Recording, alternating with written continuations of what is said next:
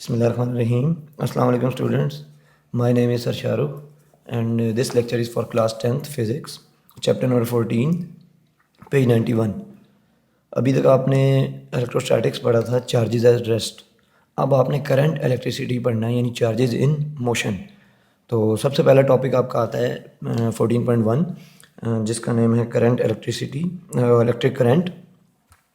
और सबसे पहले हम यही देखेंगे कि इस चैप्टर में कि करंट क्या होता है, उसके बाद आगे चलेंगे. तो करंट की जो सबसे पहले बात की जाएगी वो डेफिनेशन की जाएगी. तो डेफिनेशन में ये कहता है कि the rate of flow of charges through any cross sectional area is called current. जब भी हम रेट की बात करते हैं तो हम किसी भी चीज़ का कोई भी parameter with respect to time देखते हैं, तो हम फ्लो देख रहे हैं विद रिस्पेक्ट टू टाइम. ठीक है, तो rate of flow of charges is known as current. अच्छा, अब किसी भी क्रॉस सेक्शनल एरिया का क्या मतलब है कि जैसे आपके पास एक वायर है, ठीक है, उसका ये क्रॉस सेक्शनल एरिया है, इसके थ्रू जो चार्जेस गुजरेंगे, ठीक है, जो चार्जेस फ्लो करेंगे विद रिस्पेक्ट टू टाइम, उनकी जो स्पीड होगी उसको आप कहेंगे करंट. अगर तो कम चार्जेस गुजर रहे हैं 1 सेकंड में तो करंट कम, अगर ज़्यादा चार्जेस गुजर रहे हैं इस क्रॉस सेक्शनल एरिया से 1 सेकंड में तो करंट ज़्यादा. ठीक है, इस चीज़ को हम फार्मूला से देखते हैं.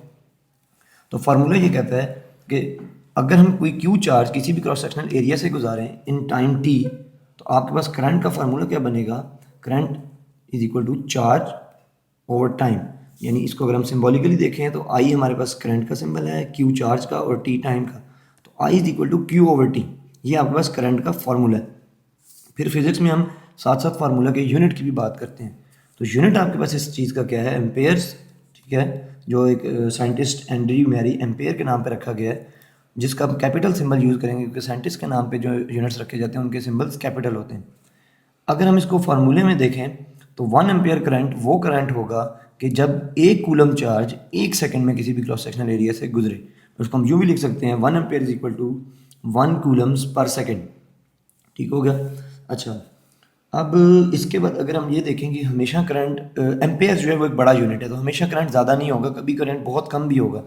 तो हम मोस्टली जो डील करते हैं वो स्मॉल यूनिट्स में डील करते हैं, जिन्हें आप मिली कूलम्स और माइक्रो कूलम्स कहेंगे. मिली होता है 10⁻³ और माइक्रो होता है 10⁻⁶. तो ये जो दो यूनिट्स हैं ये इसके स्मॉलर यूनिट्स हैं. अच्छा, अभी तक हमने फार्मूला यूनिट देखा, अब हम क्वांटिटी की भी बात कर लेते हैं. ये चीज़ आपकी बुक में नहीं है, ठीक है, तो इसको ज़रा नोट करेंगे गौर से कि क्वांटिटी आपके पास इसकी क्या कंसिडर की जाती है, स्केलर. क्यों? क्योंकि इसके पास मैग्नीट्यूड तो है ही है, लेकिन आप ये सोचेंगे करंट की तो डायरेक्शन होती है, पॉजिटिव से नेगेटिव या नेगेटिव से पॉजिटिव की तरफ. कन्वेंशनल करंट होगा तो पॉजिटिव से नेगेटिव, ये बात हम बाद में खैर कर लेंगे. तो स्केलर इसको क्यों कंसिडर किया जाता है जबकि इसके पास डायरेक्शन है, तब भी क्योंकि ये फॉलो नहीं करता वेक्टर एडिशन लॉ को, जिसे आप हेड टू टेल रूल कहते हैं. ठीक है, तो इस तरह की क्वांटिटीज़ को हम नाम देते हैं टेंसर, लेकिन वो आपकी कोर्स में नहीं है, बुक में नहीं है, इसलिए इसको ज़्यादा डिटेल इसकी नहीं हम देखेंगे. सिर्फ आप ये याद रखें कि इसको इसकी डायरेक्शन है, बट हम फिर भी इसको स्केलर कंसिडर करते हैं क्योंकि ये वेक्टर एडिशन लॉ को फॉलो नहीं करता. और इस बात का मतलब ये है कि अगर दो वायर से करंट आ रहा है और किसी एक वायर में जाकर एंटर हो रहा है, 2 एम्पेयर करंट यहाँ से आया, 1 एम्पेयर करंट यहाँ से आया, तो ये क्या करेगा, 3 एम्पेयर बन जाएगा. यानी ये सिंपल अर्थमेटिक एडिशन होगी, ये उसको फॉलो करेगा, ये वेक्टर एडिशन को फॉलो नहीं करेगा, यानी हेड टू टेल रूल को फॉलो नहीं करेगा. मतलब ऐसे 2 ampere head to tail rule के मुताबिक 1 एम्पेयर और फिर ये इनका रिजल्टेंट, ऐसे फॉलो नहीं करेगा, बल्कि ये सीधा सीधा 3 एम्पेयर ऐड होके चला जाएगा, अर्थमेटिक एडिशन. अच्छा, अभी हम बात करेंगे प्रोडक्शन ऑफ करंट की in different substances. Different substances मतलब आपके पास मेटल्स हैं, नॉन मेटल्स हैं, सेमीकंडक्टर्स हैं, इलेक्ट्रोलाइट्स हैं. ठीक है, तो इनमें देखते हैं कि करंट किस तरह फ्लो करता है. तो सबसे पहले मेटल्स की बात की जाए, जो आपके पास गुड कंडक्टर्स कहलाए जाते हैं. क्यों? क्योंकि उनके पास क्या होते हैं, फ्री इलेक्ट्रॉन्स. ठीक है, तो इसी तरह अगर वो गुड कंडक्टर्स हैं तो किसकी वजह से, फ्री इलेक्ट्रॉन्स की वजह से.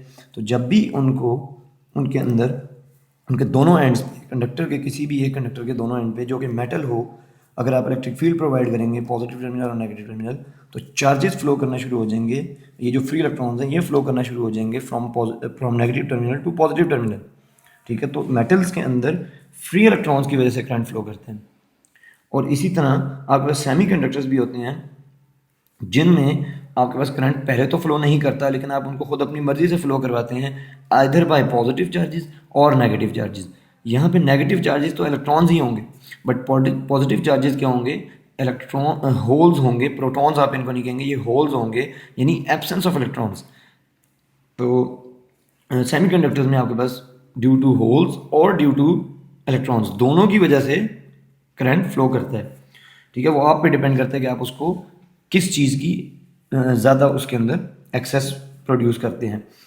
अच्छा, फिर इलेक्ट्रोलाइट्स जो कि आपने देखे होंगे केमिस्ट्री में, कि आपके पास ये बुक में भी लिखा है आपकी, इलेक्ट्रोलाइट्स के अंदर जो आपका करंट है वो दोनों पॉजिटिव और नेगेटिव आयंस की वजह से फ्लो करता है, चार्जेस नहीं, आयंस। ठीक है, तो ये तीन जो है आपके पास मेन यहाँ पे बातें बताई गई हैं, मेटल्स, सेमीकंडक्टर्स और इलेक्ट्रोलाइट्स। खैर सेमीकंडक्टर्स तो बुक में नहीं है, लेकिन इसको आप नोट कर लें। अच्छा, फिर आप अगले पेज पर आए अगर, तो यहाँ पे आपकी बात की गई है सोर्स की, कि करंट आपको किस सोर्स से मिलता है। ठीक है, जिसमें आपके पास एक एग्जांपल दी है बैटरी की, ठीक है, जिसको हम बाद में डिस्कस करेंगे डिटेल में। बट बैटरी क्या है, आपके पास रिचार्जेबल है, जिसको आप रिचार्ज कर सकते हैं, एक दफ़ा उससे करंट लिया फिर बाद में उसको रिचार्ज कर लिया। लेकिन इसके अलावा कुछ सोर्सेज हैं, for example dry cell, solar cell, generator, thermocouples. इनमें क्या है, आपके पास इलेक्ट्रिसिटी प्रोड्यूस होती है बाय डिफरेंट मीन्स। बैटरी के अंदर देखें, जो कोई भी सोर्स होती है ना, वो आपकी किसी भी other form of mechanical energy को इलेक्ट्रिकल एनर्जी में कन्वर्ट करके दे रही होती है। तो बैटरी जो है और ड्राई सेल्स जो हैं, ये आपको केमिकल एनर्जी को कन्वर्ट करके दे रहे होते हैं आपकी इलेक्ट्रिकल एनर्जी में। और सोलर सेल जो होता है वो आपको, जिसको आप सोलर पैनल भी कहते हैं, बहुत सारे सोलर सेल से मिलकर सोलर पैनल बनते हैं, वो आपको सनलाइट जो है वो, यानी heat energy, light energy, basically light energy कहेंगे, लाइट एनर्जी को कन्वर्ट करके दे रहा होता है इलेक्ट्रिकल में। आपके जनरेटर्स जो हैं वो किसी भी फॉर्म ऑफ मैकेनिकल एनर्जी को आपको इलेक्ट्रिकल एनर्जी में कन्वर्ट कर देते हैं, वो चाहे आइदर वो कोई फॉसिल फ्यूल हो, नेचुरल गैस हो, पेट्रोल हो, विंड हो, कोई भी हो। और इसी तरह आपके थर्मोकपल्स भी डिवाइसेस हैं आपके पास, जो आपको बहुत स्मॉल करंट प्रोड्यूस करके देती हैं by the means of by converting heat energy into electrical energy. ठीक है, तो यहाँ तक आपके पास करंट की बात थी सारी। और कल हम इंशाल्लाह इसको नेक्स्ट लेक्चर में इंशाल्लाह हम डिस्कस करेंगे कि ये बैटरी जो है आपके पास, ये किस तरह जो है करंट प्रोड्यूस करती है। ठीक है, अपना ख्याल रखिएगा, अल्लाह हाफिज़।